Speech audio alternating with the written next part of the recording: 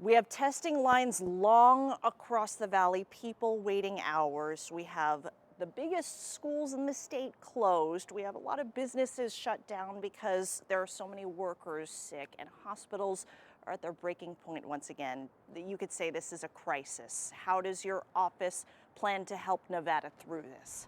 Well, to encourage people to get vaccinated and get boosted, because that's the biggest defense we have against the spread of COVID, particularly Omicron. The schools are on a pause, for starting Friday for 5 days, which I totally understand. I talked to the superintendent. He had close to 2,000 teachers had called in and 600 bus drivers, and it's just in a massive labor shortage. People are concerned about their children being in that type of an environment. We're doing everything we can to keep schools open. I want schools to stay open. I'm committed to keeping schools open. At the same time, it's important that we keep our educators, our students, our staff safe when they're in the schools, and we intend to do that. What can we do to get Nevada more tests? Well, we've got 3 sites opening up now, going to be opened up, that are the PCR tests that are extremely important. The problem with those is there's obviously a long line to wait and to get through there, and then to get the results, it's taking up to 48, 72 hours to get the results back, which make it difficult for people to understand what they are. And some people, we're at a difficult time of the year where there's some people have symptoms of COVID, some of the flu, some of the cold, the different symptoms, and they can be easily confused because they're relatively close to one another, especially as it relates to Omicron. So the biggest thing that people can do to help, other than getting vaccinated and boosted, which is the biggest thing, is if you're not feeling 100%, stay home. Stay home, stay in bed, drink a lot of juices and some soup maybe, and you'll get feeling better in a day or two, and then you can go back about your life. But the worst thing to do is, if you're not feeling up to par, please do not go out in the community and take the chance of spreading this any further. Your office is planning to announce a rollout of numerous rapid tests. Can you explain more? We are. Rapid testing is another resource that we're going to use in the state here. We have ordered approximately 585,000 rapid tests. It should be here by the end of the month, is what we've been told by the suppliers. It's going to be an extremely important tool to get out in the community and get people to be able to do their own tests at home, and then they can isolate themselves or quarantine themselves if they come up positive. You'll be seeing a website that's going to come up in terms of explaining to people how to deal with it if you do have a rapid test, where you can go get these tests. But that's just the start, the 590,000 that we'll be getting in by the end of the month. We're going to get a lot more rapid tests because it's extremely important that people have this other option. Standing in the line or sitting in your car in the line for 2-3 hours at a test site is not the most convenient thing for most people to do. I understand that's something that they're doing right now, but this will give them another avenue to proceed with. 600,000 tests, certainly a large amount, but there's more than 2 million people here in the valley. Is that enough? No, it's not enough, but that's the first order. We're working on additional orders coming behind this one. The first one should be here, like I say, by the end of the month, and we will follow that up with some tests coming from the federal government, some tests coming from other suppliers that we're buying from. Every governor is in the same situation. We're all wanting to buy these tests, and we're all going to suppliers and going to areas that we hope we find a supplier that somebody else might not find. So we're all competing for the same resources, and we'll continue to put our team out there and doing everything we can. They're on the phone constantly, contacting suppliers and distributors so we can get our share of these tests that are available nationwide. Businesses across the valley have had to shut down because so many workers are sick. We've had conventions like CES. Even though it's back, attendance significantly down. How much is the Omicron variant hurting Nevada's economy right now? It's hurting it tremendously. I mean, the Omicron does 2 things. One, it affects people's health, and 2, it affects our economy. I mean, there's no doubt about it. I mean, CS was down by probably 2/3, unfortunately, with people coming here, but at least we kept it going, and I commend the show for having it here. And I also thank them because they donated some rapid tests to us and some box lunches at the end of the test because they didn't get the attendance that they'd hoped for. When people don't come here, it affects our room occupancy and it affects people's jobs. I know a lot of local restaurants that I've talked to anecdotally have told me they've had to cut back from 7 days a week maybe to be open only 5 days a week because they don't have enough people to take care of that. When you've got a small business, if 1 or 2 people come in that test positive, they're going to spread it to all their coworkers. Then you get a whole staff that's got it, and the business has to shut down. And that's what's happened with several of our restaurants. Several of our businesses are experiencing that. And it's our hope, and my team is telling me that we're close to getting to the peak, and once we get to the peak, we'll plateau, and then it should start down rather rapidly, and we're hoping we'll get there quickly. Hospitals are once again getting close to the brink, and this time it's a staffing crisis. They've asked your help for this crisis. They've asked your help and state intervention. What can the governor's office and the state do? Well, and we're happy to help any way we possibly can. The schools have asked for our help. The hospitals have asked for our help. Again, I want to thank our frontline healthcare workers. I mean, they've been fighting this for going on close to 2 years now with hospitalizations and people testing positive and dealing with them. They're working double shifts without taking days off in, difficult situations.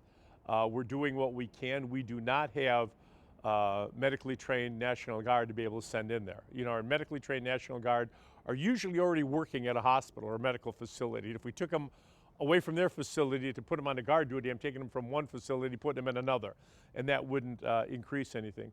We've asked for federal assistance in terms of getting more support in here, but here again, it's every governor, every state is asking for the exact same thing. We're all facing this as a country now. It's not just something that's exclusive or isolated in Nevada. It's all over the country that we're dealing with this. So we're encouraging them. I know a lot of the hospitals have stopped doing elective or optional procedures, to try to keep beds open.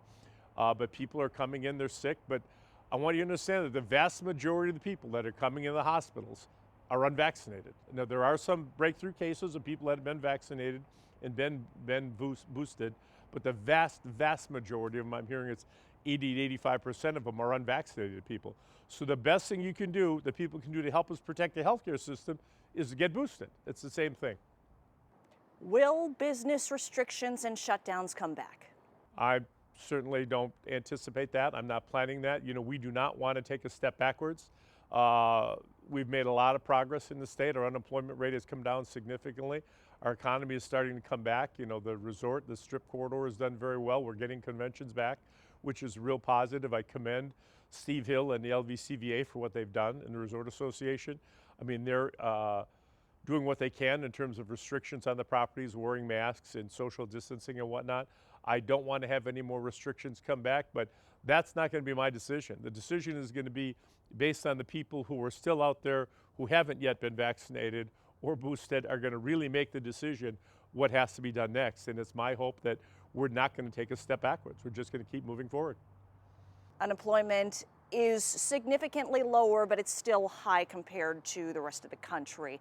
What's your plan to bring jobs back this year? Well, we have jobs back. I mean, if you talk to the same employers that have got a worker shortage, they're telling you they all got help wanted signs on the door. I mean, I don't care if you're going into a restaurant, you're going into a retail location, there's usually a help wanted sign on the door. I don't know the reason that we've got so many people unemployed and so many job openings and we're not getting them together.